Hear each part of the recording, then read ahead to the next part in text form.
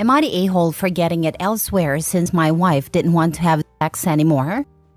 Basically, my wife has decided unilaterally that we are done having sex. She found out that she cannot have kids due to a choice she made before we met. And kids apparently are the only reason she was willing to be intimate. I love my wife and I enjoy being intimate with her, but it was making our marriage untenable after 2 years of this. So I posted for advice. I got a lot of great support and suggestions about how to talk to my wife. I tried a lot of it. I started going for counseling for myself as well. But no matter how I approached her about our situation, she would not try and see it from my point of view. Every discussion would end with her crying and screaming in my face that I'm trying to emotionally manipulate her.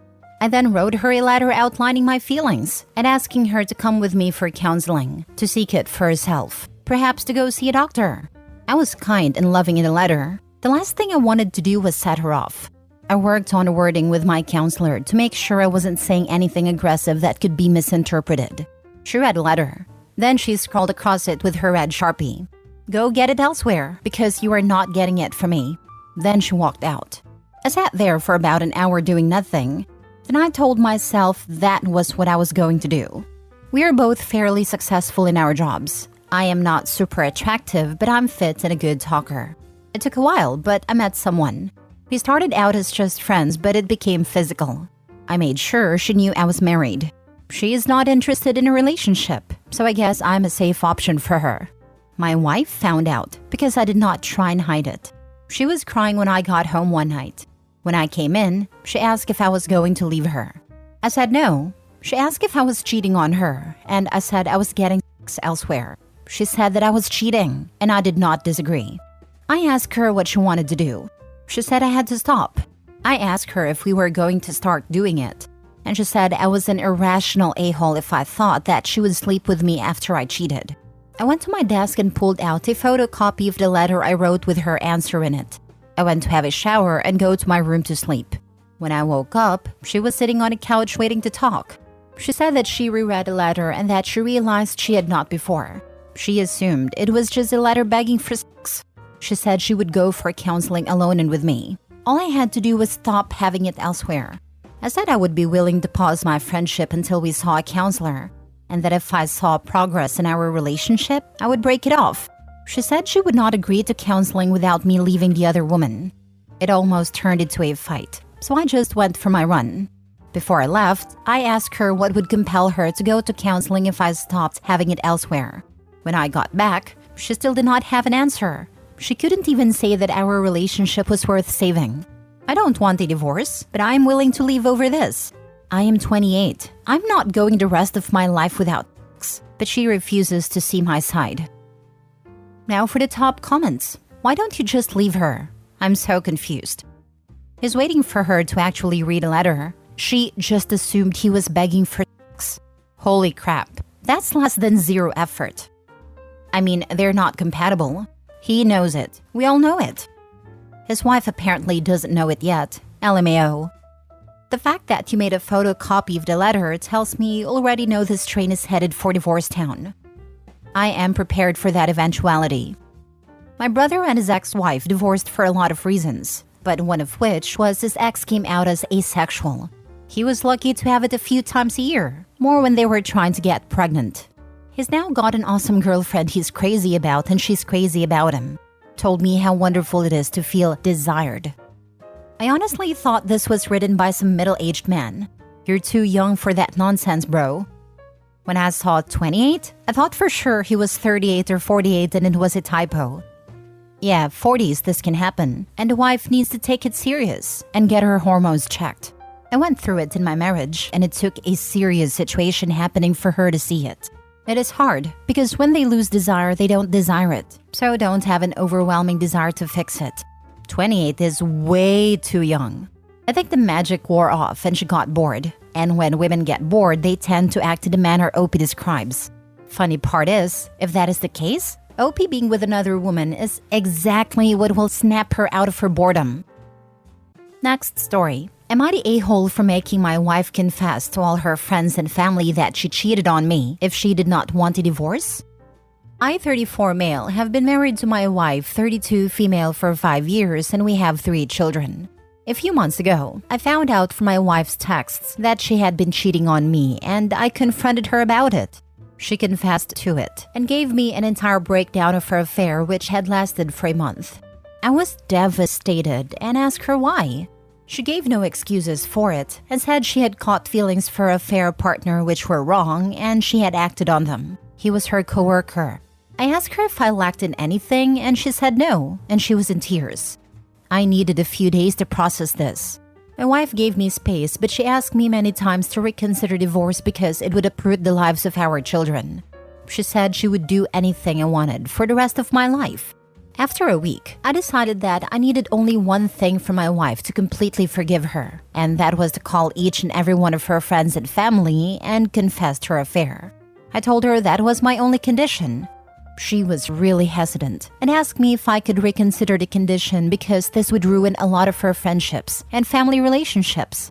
But I told her this was what I needed as a part of my forgiveness process, and that if she didn't do this, I was going to start looking for a divorce lawyer. Over the next week, my wife made a phone call to all of her friends, parents, grandparents, siblings, uncles, aunts, pretty much anyone she knew, and confessed her affair. It was hurtful and there was a lot of crying. My wife was hurled with a lot of shouting. By the week's end, my wife had called everyone I had wanted her to call. It has been a few months, and my wife and I actually have a really strong relationship now. However, my wife has pretty much become isolated from her friends and a lot of her family. This has hurt her a lot, and she spends a lot of nights crying. But she says this was worth it for our relationship and for our children. Am I the a-hole? I just feel like that's embarrassing for you too. You stayed with a cheating spouse. Like your wife crapped the bed, then had to tell her whole family and friends she crapped the bed, while you were in the bed sitting in the poop. Not embarrassing for him. He stayed to protect the family unit. She is the horrible partner who cheated. These are simply the consequences for very poor behavior. I find it more embarrassing for him that he made her call everyone and tell them, thinking that would add something positive to the outcome. That was done as punishment in order to ensure that other people dished the punishment that he didn't have the backbone to dish. This was just the beginning of the end. The marriage won't last. Even if it doesn't last, he made sure that her family and friends knew she was a cheat. Doesn't matter what happens next, everyone important to her now knows not to trust her because she broke the trust in her marriage. Sounds like you win for OP either way. Next story. My ex-husband told me that it was my fault. I found out that my husband was cheating on me with my best friend last year. My best friend is very beautiful and she has always been fit. I have always loved how I look, but I am a happy eater. When I met my husband, I weighed 64 kilograms. I am 169 centimeters tall. By happy eater, I mean that when I am sad, I can't eat. I lose my appetite. When I'm happy, however, I love food because everything tastes a million times better. Everyone knows this about me, and some people find it weird. We were together for 10 years when he cheated. I weighed 89 kilograms. We never discussed why he cheated. I was just shell-shocked for the longest time, and when I came out of my trance, the reasons didn't matter anymore. I weigh 57 kilograms now. I lost it all in a few months, then I had to start working out because I was losing so much muscle. I found new joy in working out. Now we lift weights 5 times a week. We decided that I have full custody until our son is 3 years old, so we don't confuse him with different homes. Instead, my ex-husband takes him for a few hours every day. Now he just visits my apartment since I stopped wanting to vomit every time I saw him. I use the time to do chores or relax/work out or go out with friends. Yesterday I went for a brunch with some girlfriends. When I got home, my ex-husband looked at me weird. He has been looking weird at me lately, but I haven't bothered asking because I avoid any conversations outside of our son. He told me that I looked beautiful. I ignored it, so he got upset. He started bawling and said that he wished I made this effort when we were still married. He never loved anyone else. Cheating was his biggest regret, but that I share the blame too. That I am an a-hole for doing this to him now looking this way. I didn't know what to say first. I was raging inside, and I wanted to hit him or cry. I told him, well, you should not have made me happy during our marriage then. He called me an a-hole for my attempted joke and left. This is our first fight since what happened. I don't know now. Deep down, I feel that there's some truth in what he said. If I only put more effort, my son would have had his parents together. I feel so much guilt. I have cried nonstop since yesterday. Tell him, I wish you had said, if you don't lose weight, I'm going to bang your best friend. I would have left you then and saved us a load of time. Absolutely this. And no, you are not the a-hole. That's just an excuse. Your former best friend gave it to him, and they both can rot now. What would he say when you are 50? Well, if you got cosmetic surgery, I wouldn't have cheated. Beauty of the flesh is fleeting. Not the a-hole. Please don't let the cheater make you feel guilty. If he was uncomfortable with your appearance, he should have just said it in a kind way, and then you would have come up with something together as married people do.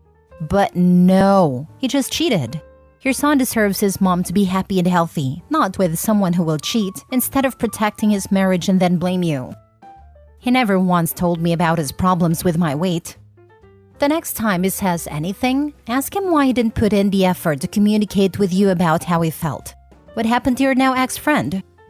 I have a feeling ex-hubby and ex-friend are no longer together, which is why he is looking at her again. Isn't that often the case? They are divorced and the son isn't 3 years old yet. I have to wonder if the crux of ex-hubby's discontent wasn't her appearance but the baby. He might have been looking forward to becoming a father, but didn't find his pregnant wife attractive or sexy. He also might have become jealous of the baby because he was no longer the focus of his wife's attention after their son was born. A lot of men become jealous or resentful of the time and attention babies require. Whatever his reasoning for cheating, she's doing much better without the ex, which is better for their son. They're still together. OP, your husband is realizing that he and your best friend aren't compatible, and he's trying to get you back. It's better for a child when parents move on with their lives, rather than pretending to be a happy couple. Don't get back with him. Last story. Am I the a-hole for breaking up with my fiance after he insisted on me forgiving my bio dad? So basically, I, 28 female, and my twin brother Leo, 28 male, were raised by my mother alone in our childhood. She was married to my dad, but divorced him when she found out he was cheating, and he just disappeared and didn't even pay child support when we were 4 years old. My mom raised us alone. She grew up with abusive parents. She was a teacher and did her best to take care of us. And she was and still is simply the best mom you could ask for. Never abusive or unfair, never showed any favoritism.